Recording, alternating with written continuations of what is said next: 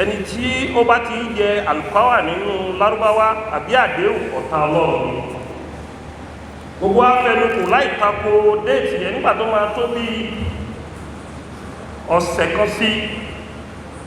mo ti ń ga títí ń gbọ́ lẹ́yìn ìkan tí ó sọ pé ẹjẹ́ àṣẹ ìdéètì yẹn ní ẹ̀yìn Yorùbá báwo ló yẹ jẹ́ pé ẹ fẹ́ kọ́ máa wà bí ẹni tí ò ní àṣeyọrí láyé déètì yìí ara yìí tẹ́ ní ká ṣèǹjì ẹ̀ náà lẹ́mu mo bá ní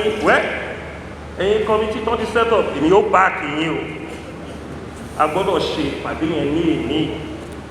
torí ọ̀pọ̀lọpọ̀ èèyàn tó ní kí ọ̀pọ̀lọpọ̀ àwọn tó ní ká ṣe ìdíléètì kò sí pressure lórí wọn lórí ọ̀rọ̀ ní security alára ta bí gómìnà ìpínlẹ̀ Ọ̀yọ́ ó ṣe jẹ́ aláṣẹ tí gbogbo agbára Ọ̀yọ́ ètò àlọ́wọ́ ẹ̀ tó jẹ́ sí security ó yẹ jẹ́ pé owó tó fi tarí ìlú ọwọ́ wọn ló wà pressure tẹ́lẹ̀ jẹ́ pé bí o láṣẹ ti gómìnà ní ìpínlẹ̀ Ọ̀yọ́ oyè Yorùbá ni mo jẹ pressure tí wọ́n rí ojú àwọn gómìnà lọ ohun tó máa ń jáde lẹ́nu ọmọ Yorùbá ni pé kí làwọn ń ṣe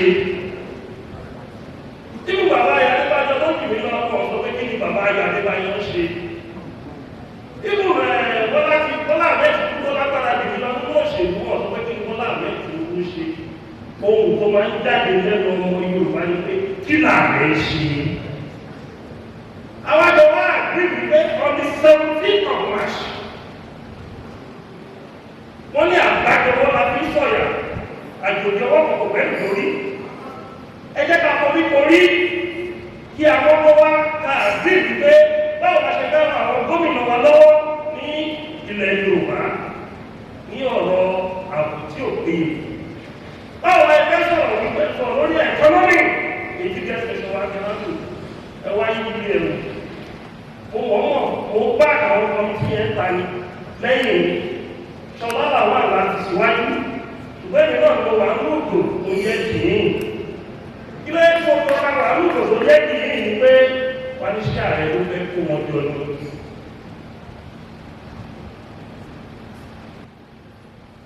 wọ́n nígbà tí wọ́n ní kíkìlẹ̀ bá bàjẹ́ kí olódodo ó ṣe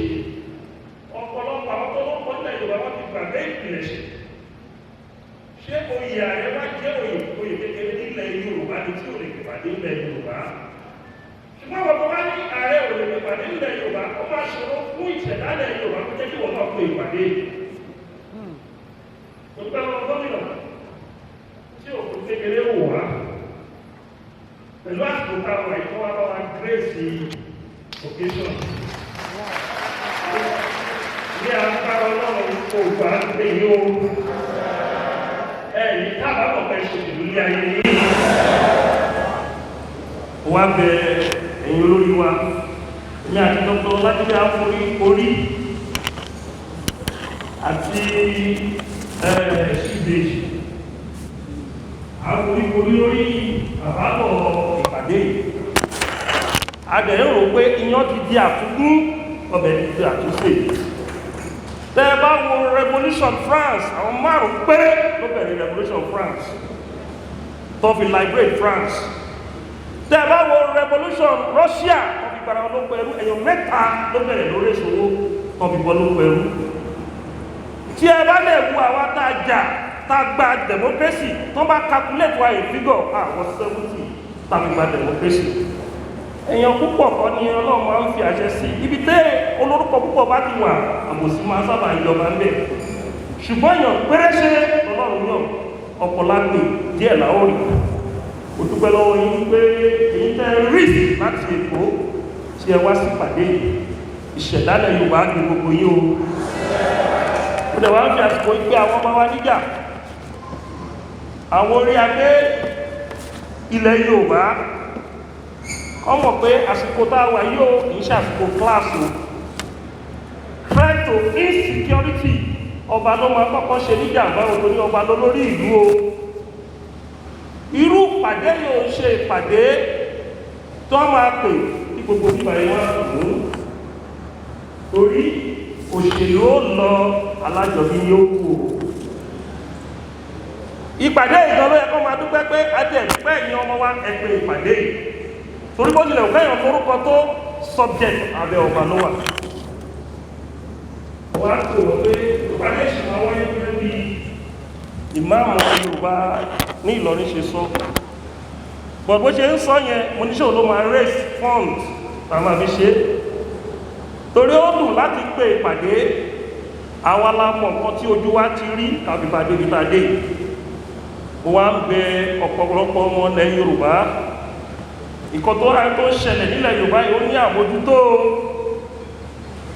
Wọ́n ní kí làárẹ̀ ń ṣe, mo wá lu agbára yẹ ọ̀kan nínú igba agbára tí mo ní lọ́wọ́ láàrin ọ̀sẹ̀ méjì, ìlú yìí mú ìjìjìjìjì. Àwọn ọmọ á wọnú igbó, wọ́n mú igbákejì wákìlì àti sọ́sẹ̀ mẹ́ta, wọ́n gbé fún agbófinró. Ìgbà tó yá wọ́n dẹ wákìlì fún odidi oṣù kan, wọ́n dẹ̀ mú pẹ̀lú àwọn mẹ́ta. Nǹkan tó ṣẹlẹ̀ lánàá, àwọn tó mú suspect tó hand over fọlọ́pàá, ọlọ́pàá fún ọ ní bail ní Tuesday tó kọjá, wọ́n wá ní kó padà wá ní ìjẹta Monday. Wọ́n ṣe padà wọ́n ṣe dè wọ́n mọ́lẹ̀ ní nígbà tó máa ṣáàjì wọn, wọ́n ṣáàjì wọn ní murder, wọ́n ṣáàjì wọn ní arson, wọ́n ṣáàjì wọn ní belonging to unlawful society. Wákìlì tó wá jẹ́ suspect tó ti fẹ́ pa more than 25 people ní Ìbàràpá, tẹ́ bá wo life charges tó fún ó wà pélébù. Ibi tí a máa fi sọ pé kí Yorùbá ronú nìyẹn. Nígbàtí ajá bá ń gbó tó ń ṣọ́ ilé ẹ, tí wọ́n bá ti ká eyín ajá, báwo lájá máa ṣe ráyè gbó, báwo ló ṣe máa ráyè gé olè jẹ nígbàtí olè bá fẹ́ wọlé. So mo bẹ̀ yín, ẹ jẹ́ ká fọwọ́sowọ́pọ̀. Ọlọ́run ló ní ògo, ẹni tọ́lọ́run bá dẹ̀ wù ló máa ń gbé ògo fún.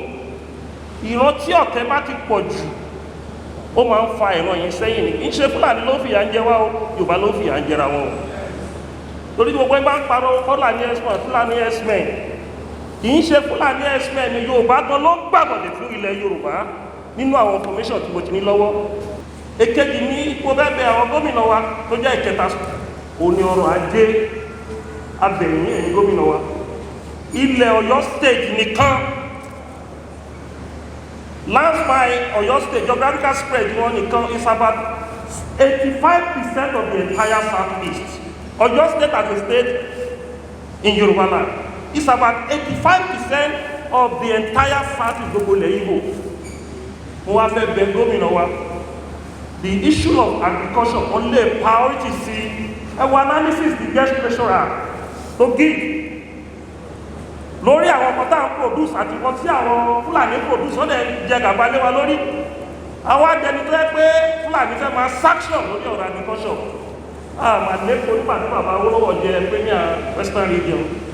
Gbogbo nǹkan tí bàbá Awólọ́wọ̀ fi rọ́ọ̀nù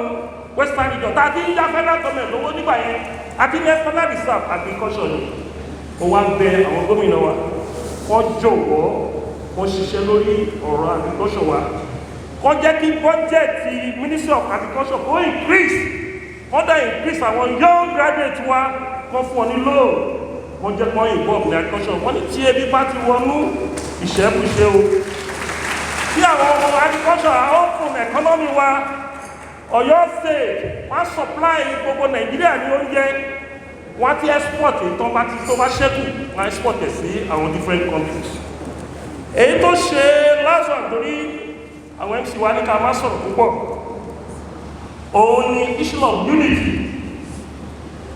A ti gba orúkọ gbogbo ẹgbẹ́ tó wà bíbàyí, adẹ̀dìgbà contact ní torí àwọn kan wà táwọn ní orúkọ wọn pépé mi ìtọ̀gbẹ́ ẹgbẹ́ yẹn exist ní ilẹ̀ Yorùbá. Àti àbí lórí item wípé a máa coordinate gbogbo ẹgbẹ́ tó wà nílẹ̀ Yorùbá so that we can operate on the level of unity. A lè fohùn ṣọ̀kan. Tí ẹnu ẹgbẹ́ ò bá kò, ẹnu ìlú ò ní kò. Tí ẹgbẹ́ ìlú ẹnu ò bá kò, ọba ò lè kó ẹnu aráàlú ẹ̀ o, ẹgbẹ́ ẹnu ẹ̀ máa kọ́kọ́ kò kẹnu ìlú tó kò. Tí ẹnu gbogbo àwọn socio-cultural group bá ti kò, tí ẹnu gbogbo àwọn security relevant bá ti kò, ẹ rí pé ìrọ̀rùn ló máa jẹ́ fún àwọn gómìnà wa àtàwọn ọba wa. So ó ṣe pàtàkì mo ti ń sọ síta fún gbogbo yín bí o ṣe lórí Oòduà People's Congress nìkan àti Ààrẹ Ọ̀nà Kakanfò Yorùbá land mo wà entitled láti jẹ́ patron any organization in Yorùbá land bí ìbàdí ẹ̀jẹ̀ leader yín. So any group ó fi free láti relate pẹ̀lú mi níwà bias lórí pé ẹgbẹ́ tó kọ́ ọjọ́ orísun mi, ṣùgbọ́n mo fẹ́ kẹ́ mọ̀ pé odò tó bá gbàgbé orísun ẹ̀ náà àti gbẹ ó níbi kan tí mo ti ń bọ̀ kó tó di pé mo di Ààrẹ Ọ̀nà Kakanfò. Mo dúpẹ́ lọ́wọ́ gbogbo yín fún àsìkò tẹ̀ wáyé ní agbára Ọlọ́run á fún wa ní ọ̀nà àbáyọ bílẹ̀ Yorùbá ṣe máa rójú o.